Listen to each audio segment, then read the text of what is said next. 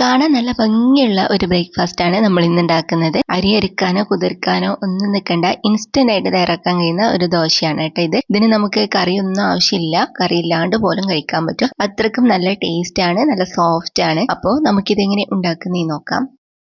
ആദ്യം തന്നെ നമ്മൾ മിക്സി ജാർ എടുത്തിട്ട് അതിലേക്ക് നമുക്ക് 1 കപ്പ് റവ ഇട്ട് കൊടുക്കാം. എന്നിട്ട് ഇതൊന്ന് പൊടിച്ചെടുത്തിട്ട് വരാം. അപ്പോൾ അത് പൊടിച്ചതിന് ശേഷം നമുക്ക് അതിലേക്ക് 1/2 കപ്പ് ചോറ് ഇട്ട് കൊടുക്കാം. പിന്നെ ഇതാ 1/2 കപ്പ് തേങ്ങയും കൂടി ചേർത്ത് കൊടുക്കുന്നുണ്ട്. ഇനി നമുക്ക് ആവശ്യത്തിനുള്ള ഉപ്പിട്ട് കൊടുക്കാം. പിന്നെ കുറച്ച് വെള്ളം ഒഴിച്ചിട്ട് ഇത് നല്ല പോലെ ഒന്ന് അരച്ചെടുത്തിട്ട് വരാം. ഏകദേശം ഒരു 1/4 കപ്പോളം വെള്ളം ഞാൻ ഇതിലേക്ക് ആഡ് ചെയ്ത് കൊടുക്കുന്നുണ്ട്. പിന്നെ അതിന് മുമ്പായിട്ട് ഒരു 2 ടീസ്പൂണ് പഞ്ചസാരയും കൂടി ചേർത്ത് കൊടുത്തിട്ടുണ്ട് കേട്ടോ. നല്ല ടേസ്റ്റ് ഉണ്ടാവും ഷുഗർ ചേർത്താൽ. ഇനിയിപ്പോൾ താല്പര്യം ഇല്ലെങ്കിൽ ചേർത്തിട്ടില്ലെങ്കിലും കുഴപ്പമൊന്നുമില്ല.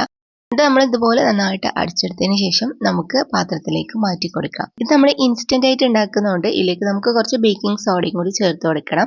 ഒരു 1/4 ടീസ്പൂണെല്ലാം ചേർത്ത് കൊടുത്താൽ മതി. എന്നിട്ട് നന്നായിട്ടൊന്ന് ഇളക്കി കൊടുക്കുക. അപ്പോൾ ഇത് ഇത്രയേ ഉള്ളൂ, നമ്മുടെ ബാറ്റർ റെഡി ആയിട്ടുണ്ട്. ഈ ഒരു തിക്നെസ്സിലാണ് കേട്ടോ റെഡിയാക്കേണ്ടത്.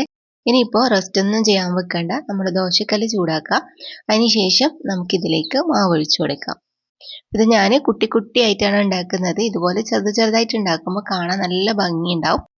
അപ്പോൾ നമ്മൾ ഓരോ ചെറിയ തവിയിൽ മാവ് ഒഴിച്ചു കൊടുക്കാം. പിന്നെ മാവ് ഒഴിച്ചതിന് ശേഷം ഒരുപാടൊന്ന് ചുറ്റിക്കണ്ട കേട്ടോ, ചെറുതായിട്ടൊന്ന് ചുറ്റിച്ചു കൊടുത്താൽ മതി. കുറച്ച് തിക്കായിട്ട് വേണം നമ്മൾ ഇതിലേക്ക് മാവ് ഒഴിച്ചു കൊടുക്കാൻ. അപ്പോൾ ഇതാ ഇതുപോലെ നമ്മൾ ഒഴിച്ചതിന് ശേഷം കുറച്ച് സമയം കഴിയുമ്പോൾ തന്നെ ഇതുപോലെ ഹോളെല്ലാം വന്ന് തുടങ്ങും. അപ്പോൾ ഹോളെല്ലാം വന്ന് തുടങ്ങിയാൽ നമുക്ക് ഇത് കുറച്ച് സമയം ഒന്ന് മൂടി വെക്കാം.